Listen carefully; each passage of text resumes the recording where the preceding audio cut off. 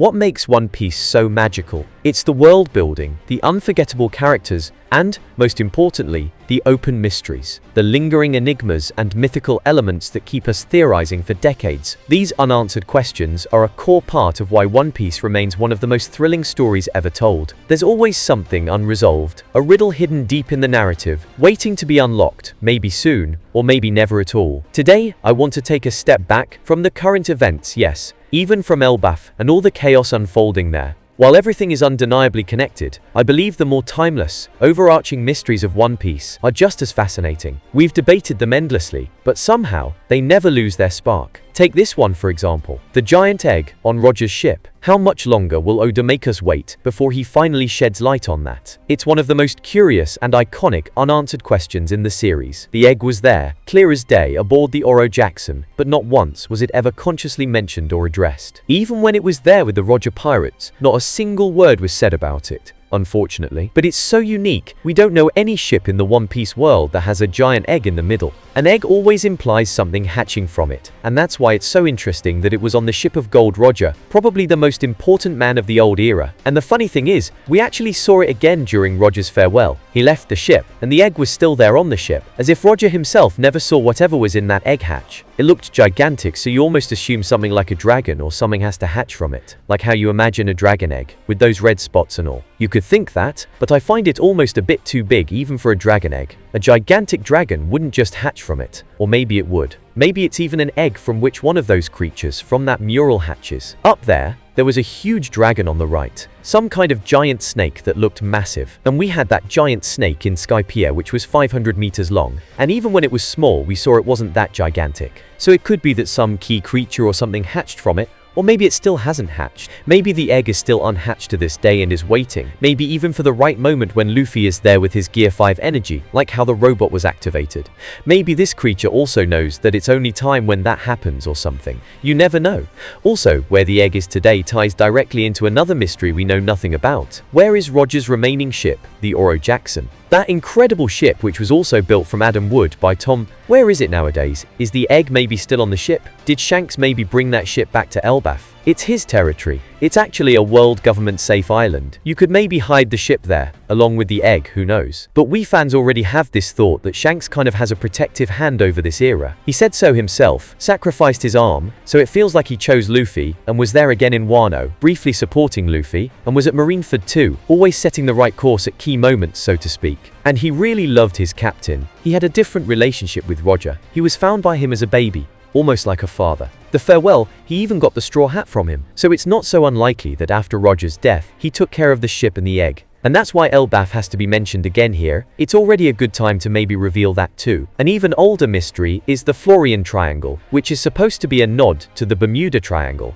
It's a big mystery because ships and crews disappear there without a trace, which, with today's knowledge, kind of makes it seem like it's this man Market Flames who's supposed to sink approaching ships. And of course, the crew sinks with them. Maybe the man Market Flames is wandering around in the Florian Triangle, sinking everything. But that in turn doesn't explain those strange creatures, those giant silhouettes we saw there, where people also say it was Im-sama, that it was Im-sama's powers. Who knows, it could be an illusion, or is it really this mystical creature, this Omibozu, also a Japanese seafarer's tale, some giant being that sinks ships and all? It feels like that, but there were 3 of them, and no idea. So what's really going on there? And it was really never mentioned again, and the Straw Hats have long left that area behind. So I wonder if it'll ever be addressed again, unless it's really the place where the man Market Flames is sailing around with the last road poneglyph. Then they'd have to go there anyway. But it could also be that Laughtail is in this triangle, and that the 3 road poneglyphs they have now, plus the one from Man Market Flames, maybe reveal the geographical position there in the Florian Triangle. That could really be it, because 4 road poneglyphs ultimately only give the location of Laughtail. And that's really a place where seafarers steer clear of. They avoid the Florian Triangle. It could really be that Laughtail is there, and maybe there's really some clue on how to approach it, how to take the right sea route, from which angle or something. The Straw Hats have Jinbei and Nami. They should manage that. And then maybe there's Laughtail, the island that was already slightly teased in a silhouette back then, or also in the Crocos chapter. It looked foggy around the island, of course. A mystical lost island like Laughtail would be portrayed like that. But who knows, could be. What crime did Zunisha commit? Also a mystery that hasn't been resolved yet. Zunisha is still a key character in the story, you have to to say. The fact that Zunisha showed up in Wano Kuni is already a mystery in itself. You shouldn't think that Zunisha came because of Joy Boy, who awakened in Luffy, and that Joy Boy's haki was felt when Luffy awakened in Gear 5, which Zunisha recognized. But Zunisha was already heading there beforehand, perfectly timed, so that it coincidentally matches with the elephant being there, and Luffy going Gear 5 at the same time. So Zunisha probably knew that Luffy would awaken to this point there, and Zunisha originally thought that Wano's borders would be torn down now, which is why Zunisha was already prepared. What's probably the plan that Joy Boy maybe even gave to this giant elephant back then? We know that Momo then responded to Zunisha the giant elephant, that it's not yet time to tear down the borders, and then it moved on again, so that'll still be interesting. And why does this elephant keep walking? Why can't it stop walking? It's a punishment, so it's said, for a crime committed in the past. So I wonder, the world government isn't responsible for this, right?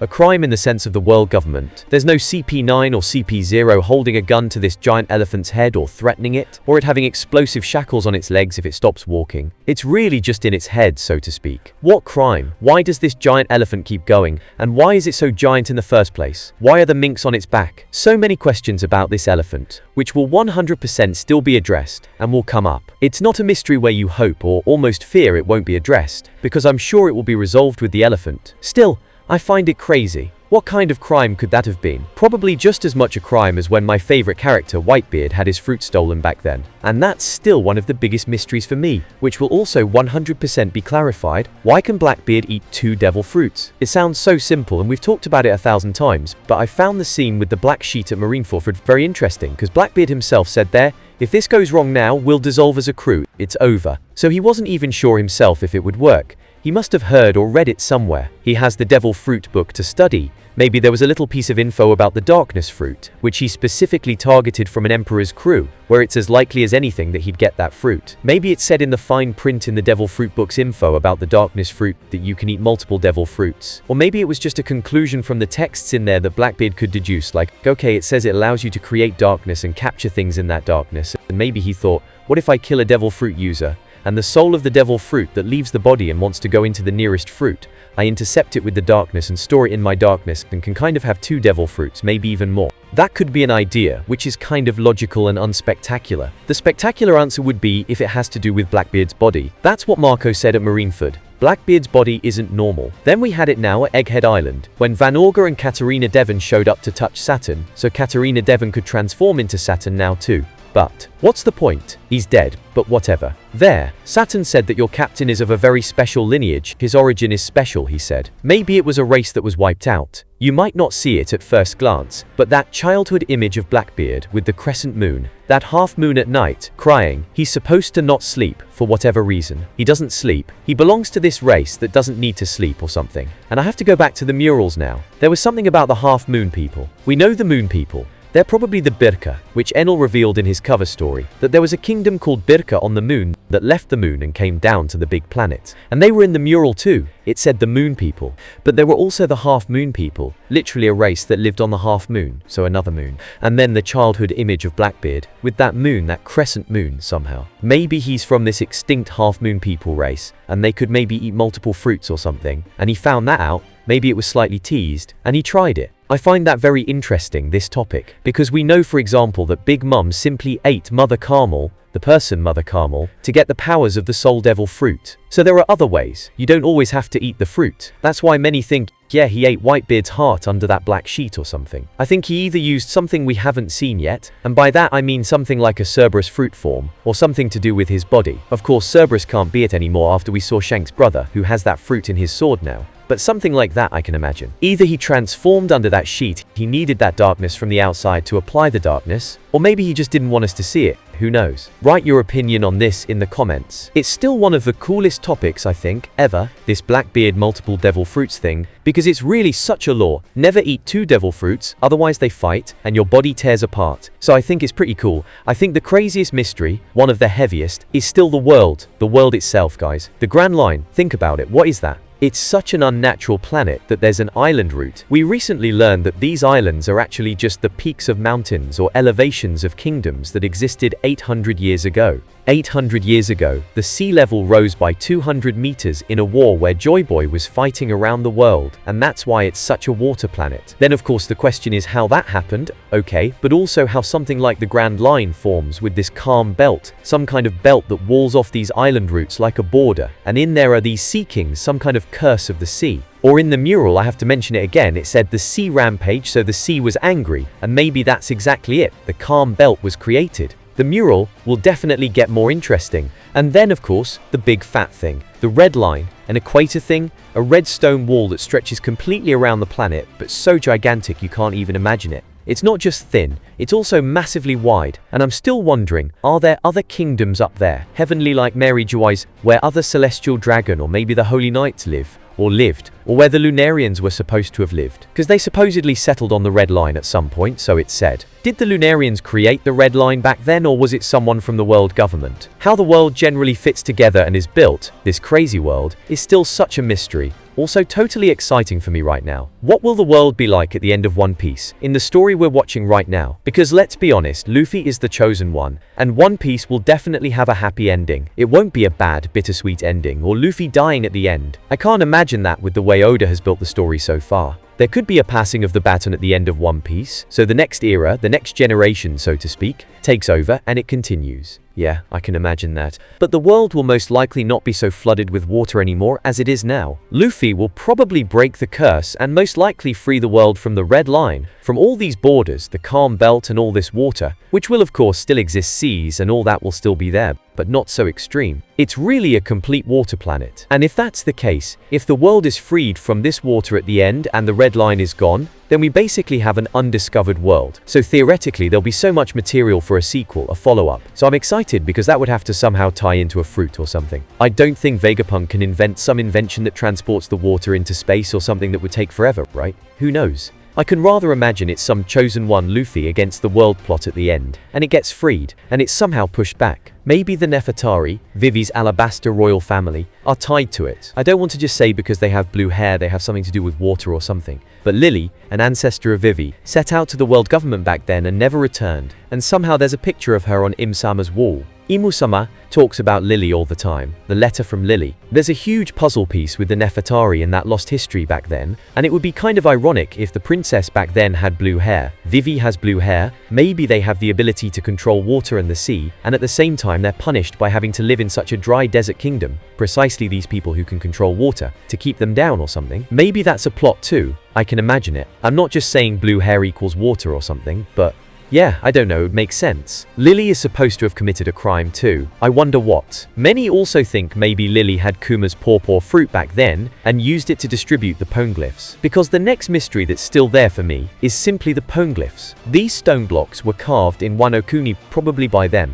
I'm still wondering, I talked about this recently, what material they're made of. Sea stone? Probably not. Some other stone? They seem indestructible. I can almost imagine they were treated with haki somehow, maybe with really strong haki so you can't destroy them. It was said that Gold Roger could somehow hear the poneglyphs, so that shows me that there must be some haki manifested in these poneglyphs. If Roger can somehow understand the language of the poneglyphs and everything, even though he can't, and it's speaking to him with this voice of the universe or something, which Luffy also has, like hearing Zunisha and the Sea Kings and everything. And why are there 4 red poneglyphs? So these poneglyphs are from Joy Boy's time, from 800 years ago, where Lily was, where Joy Boy was with the pirates, with the first pirate crew. And as I said, they're stories, remnants of the true history. What really happened there? And all these poneglyphs form a complete picture at the end of the day, which we of course want to have revealed. What's actually explained there? There are some that only deal with the ancient weapons, some that deal with the Lost Kingdom. There are so many scattered around, and the ones that belong to the lost history, we want to have presented at the end, as I said, by Robin. Her research, she often stands in front of the poneglyphs, and doesn't really say what they're about, so I think when she has the last poneglyphs, and can form the Rio poneglyph, the poneglyph that's the final puzzle piece to reveal the history, then she'll reveal what really happened. I think we'll get that explained in that context. It would be such a shame if someone else completely tells us, and Robin's journey to study the poneglyphs and everything is for nothing at the end. I think Robin will find a poneglyph and will eventually say, this is the last thing that was missing, now I can complete the history. And then maybe she'll present it, maybe even on Elbaf. I'd love that. It fits the arc somehow. And then we'll have the story, more or less, of the war. How it really happened, how the sea level maybe rose, how Joy Boy was defeated, and what the plan is now, what to do now. That's of course a completely different story with the road poneglyphs. We know nothing about what's on the road poneglyphs. They're supposed to contain coordinates, so when you have all four you somehow have the location of Laugh-Tale. But there's text on them, so what's on them? Are they really coordinates? Or is it more teased? Like, at the colorful island, turn left. Or you know what I mean? Like, you still have to speculate a bit. But if they're 800, 900 years old, I wonder how precise the descriptions can be. But Roger made it. There are people who were on Laugh-Tale, so we'll see it anyway, of course. A question since the very beginning of One Piece you have to say is, what does the D mean? Okay, I can give you the answers that are probably the most well-known. Of course, since the mural, you have to say it stands for a half moon, like Blackbeard has it too. But I still think that Saturn and also Marco had a bit of a different take on Blackbeard, like, his body isn't normal. That's not just said about anyone. Maybe the Marshall D family is something else. But I can definitely imagine that the D stands for the half moon. Others think or thought that it's a straw hat on its side. A big D looks a bit like a hat, okay? Or quite simply, it's the first letter of the kingdom. Maybe it was called Dawn. Dawn is generally the thing that keeps coming up. It's almost too obvious that the D stands for Dawn, you know. It's almost too obvious, so I can also imagine it's the Dawn Kingdom. Because you know, Gear 5 Luffy always has these drums, and it's also described with Don and stuff everywhere. An important exclamation in One Piece that comes up often. The Drummer Kingdom or something. Or that the D simply stands for a smile on its side. Yeah, okay, you could also think it's a huge smiling mouth, and the D's always smile, you know. There are insanely many, even good theories. I think some of them, the half moon, and the smile one I think is crazy, and Dawn anyway.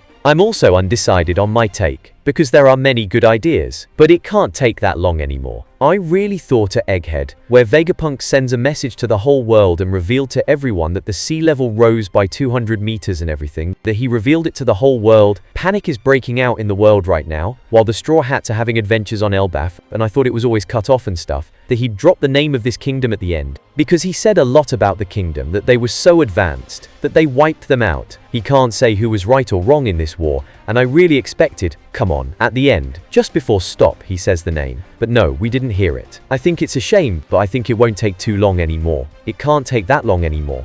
A current question is also really, who is Bonnie's father? It's really still such a mystery, because we haven't had it explained. Ginny was a slave with the celestial dragon somewhere, and there's also a good theory about it, there's a good hint about it. Oda once drew Bonnie as she would be if she were male, in the opposite gender. He drew all the supernovas, and Bonnie looked suspiciously a lot like Shanks, or rather like a Figureland. And that's why many think, okay, either Garling Figureland kept Ginny as a slave back then and fathered the child with her, or Shamrock, Shanks' twin brother, because that's another Oda hint that male Bonnie would look like Shanks. It's almost like a blatant hint. And since Ginny was there with the Tenryubuto, not many come into question, right?